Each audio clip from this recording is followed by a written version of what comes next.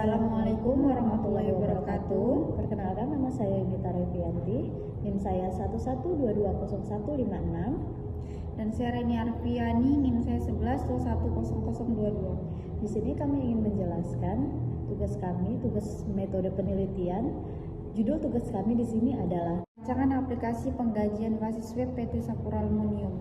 Berikut penjelasannya. Seiring perkembangan zaman dan kemajuan teknologi, setiap perusahaan atau instansi-instansi baik swasta maupun pemerintah menginginkan teknologi yang canggih untuk mengerjakan segala aktivitas di perusahaan yang mereka jalankan. Maka dengan itu, penulis membuat proses perancangan sistem informasi penggajian pada PT Sakura Aluminium dengan harapan dapat meminimalisir kesalahan pada saat proses penggajian karyawan dan untuk mempermudah staf dalam pengelola data penggajian karyawan.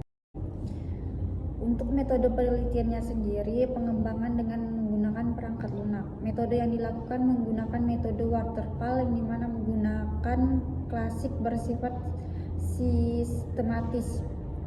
Metode waterfall biasanya disebut siklus hidup perangkat lunak. Keuntungan menggunakan metode waterfall adalah prosesnya lebih terstruktur yang membuat kualitas software baik dan tetap terjaga. Untuk metode wawancaranya sendiri atau interview, kami mengumpulkan data dengan tatap muka dan bertanya langsung. Untuk landasan teori pengertian sistem dapat didefinisikan sebagai perangkat elemen yang bisa digabungkan dengan satu yang lainnya untuk mencapai satu tujuan bersama. Dan kumpulan elemen sendiri terdiri dari manusia, mesin, prosedur, dokumen, dan data elemen lainnya yang terorganisir dari elemen tersebut. Untuk karakteristik sistem adalah sebuah sistem yang terdiri dari bagian-bagian yang dimana bagian itu saling berkaitan dan beroperasi untuk mencapai satu tujuan.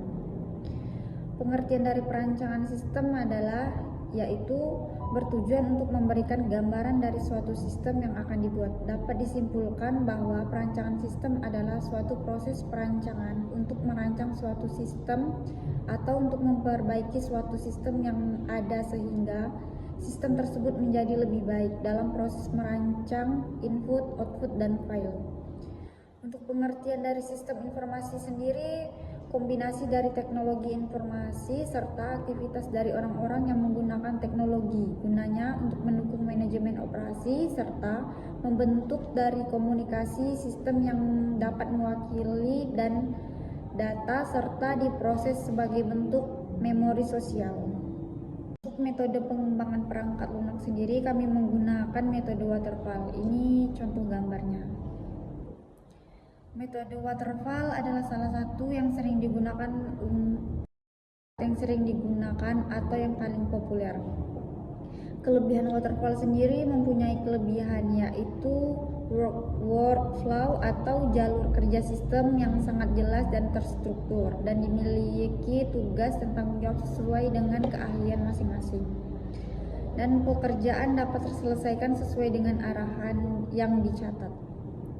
Untuk kekurangan waterfall sendiri yaitu setiap tim harus mempunyai kerjasama dan koordinasi yang baik. Karena jika salah satu tim tidak melaksanakan tugasnya dengan baik, maka akan berpengaruh dengan alur kerja tim. Selain itu, tim harus bekerja sesuai alur yang dirancang dari awal. Unified Modeling Language atau UML adalah salah satu metode yang di dalam permodelan secara visual yang digunakan sebagai sarana perancangan sistem berorientasi objek.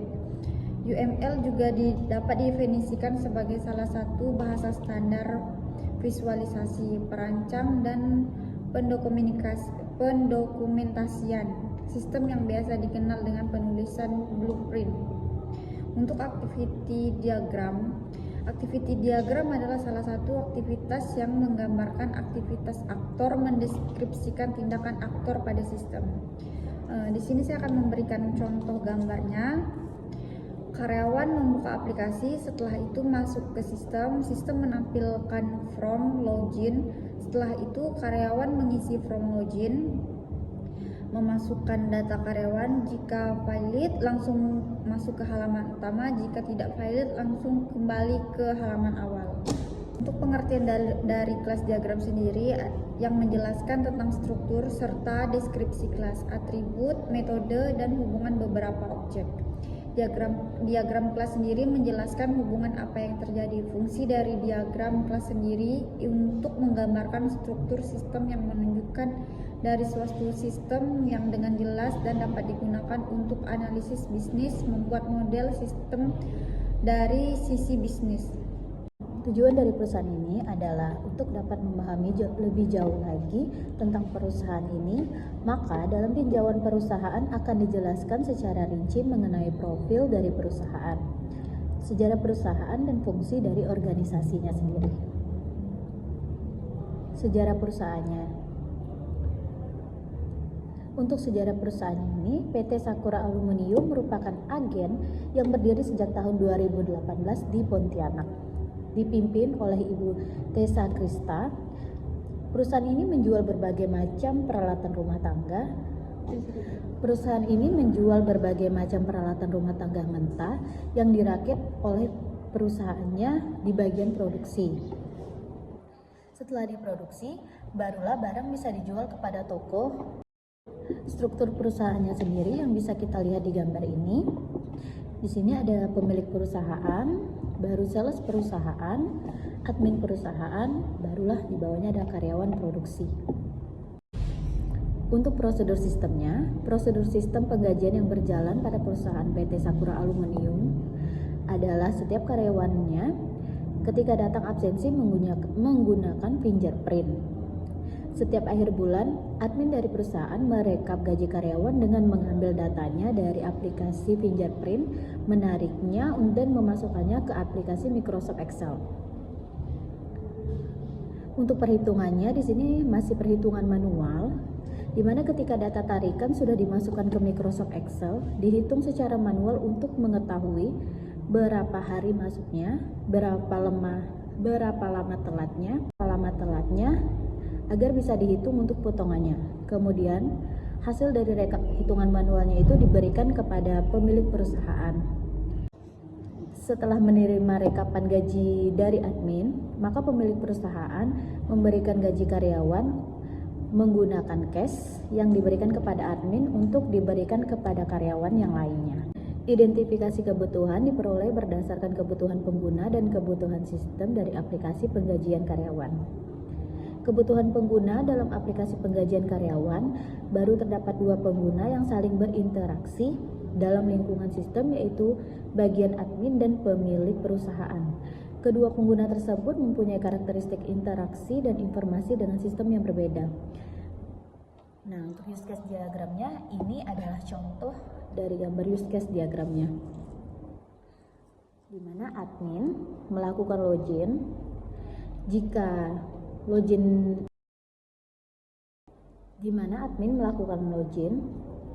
jika benar, maka dari sistem menampilkan menu utama. Lalu di menu utama itu ada menu input data karyawan, laporan penggajian, data gaji karyawan, dan logout. Setelah laporan penggajian dihitung, maka di situ akan tercetak slip gajinya. Dokumen masukan adalah segala bentuk masukan yang berupa dokumen yang diolah dalam proses yang menghasilkan keluaran atau output yang diinginkan. Di sini dokumen masukan yang dibutuhkan adalah kartu absensinya sendiri. Fungsinya untuk informasi mengenai jam masuk dan jam keluar karyawan. Untuk dokumen keluaran adalah dokumen yang dihasilkan dari proses sistem input atau disebut juga dengan dokumen keluaran. Di sini dokumen keluaran yang kita butuhkan adalah rekapitulasi absen atau rekap absen. Fungsinya adalah informasi mengenai jumlah kehadiran karyawan. Perancangan sistem usulan ini rancangan yang dibuat oleh penulis untuk mengatasi masalah. Maka dengan adanya sistem penggajian dapat diharapkan agar dapat memudahkan staf-staf dalam penyimpanan data, merekap data, dan bisa meminimalisir kesalahan dalam penggajian. Berikut adalah perancangan activity diagram usulan loginnya. Di situ, di gambar itu user memasukkan username dan password. Di sistem akan menampilkan atau memunculkan menu login. Jika berhasil, langsung ke menu utama, tetapi jika tidak, maka harus diulangi. Rancangan basis data di sini kita menggunakan ERD atau Entity Relationship Diagram, merupakan sebuah model untuk menyusun database agar dapat menggambarkan data yang mempunyai relasi dengan database yang akan didesain.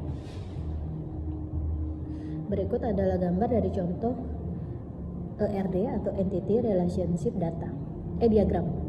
Spesifikasi file sangat dibutuhkan di perusahaan PT Sakura Aluminium yang dimana berguna untuk menyimpan file dan menghindari kesalahan data dan dapat memastikan bahwa data dapat dipertukarkan antar program atau sistem tanpa masalah. Untuk rancangan antarmukanya sendiri ialah interaksi antara si pengguna dengan sistem yang dimana sistem dapat menerima informasi dari si pengguna, contohnya sistem fingerprint. Ini adalah rancangan antarmukanya dari PT Sakura Aluminium. Baiklah, untuk kesimpulannya, dari sistem penggajian PT Sakura Aluminium sangat tidak efektif sehingga perlu meningkatkan sistem yang lebih efektif. Dapat mempermudah staf dalam menghitung gaji, perubahan sistem yang manual menjadi sistem yang sangat efektif sehingga mempersingkat waktu pengerjaan. Dapat disarankan bahwa jika penggajian menggunakan program yang lebih efektif, maka penggajian PT Sakura Aluminium dapat berjalan dengan baik. Saran dari penulis sendiri agar perusahaan memakai program yang lebih efektif untuk penghitungan gaji dan diadakan pelatihan untuk staf agar tidak terjadinya kesalahan dalam penghitungan gaji maupun penginputan data. Sekian yang dapat kami sampaikan, mohon maaf jika masih banyak kekurangan. Wabillahi taufiq wal hidayah. Wassalamualaikum warahmatullahi wabarakatuh. Terima kasih.